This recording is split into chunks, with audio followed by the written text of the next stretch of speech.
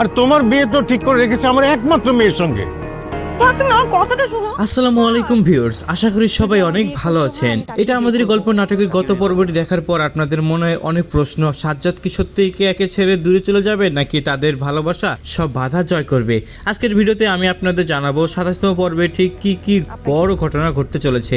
তাই একটু স্ক্রিপ্ট না করে ভিডিওটি শেষ পর্যন্ত দেখতে থাকুন। বন্ধুরা, ভিডিওটি শুরু করার আগে ছোট্ট একটি অনুরোধ, চ্যানেলটি সাবস্ক্রাইব করে দেবেন এবং ভিডিওটি লাইক করে দেবেন। তো চলুন শুরু করা যাক আজকের ভিডিও। বন্ধুরা, 27তম পর্বে আমরা দেখতে পাবো সাজ্জাদ আর কেয়া সম্পর্কের এক চূড়ান্ত টানাপেরণ। 26তম পর্বে আমরা যে দূরত্ব দেখেছিলাম, 27তম পর্বে তার কারণগুলো পরিষ্কার হতে শুরু করবে।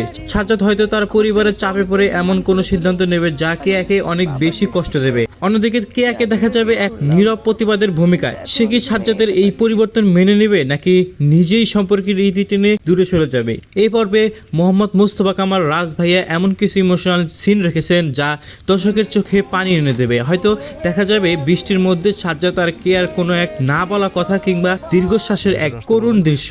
শেষ পর্যন্ত কি তাদের ভুল বুঝাবুঝি মিটে যাবে, নাকি 27তম পর্বটি আমাদের আরো বিরহের দিকে নিয়ে যাবে, সেটাই এখন দেখার বিষয়। তো বন্ধুরা, আপনারা কি মনে করছেন তা জানিয়ে কমেন্ট করতে পারেন। অবশ্যই ভিডিওটি ভালো লাগলে লাইক দিবেন। আবার দেখা হবে অন্য কোনো ভিডিওতে। সে পর্যন্ত ভালো থাকুন। আল্লাহ হাফেজ। হ্যাঁ, তোমরা কি চাও তোমরা সেটা জানো না।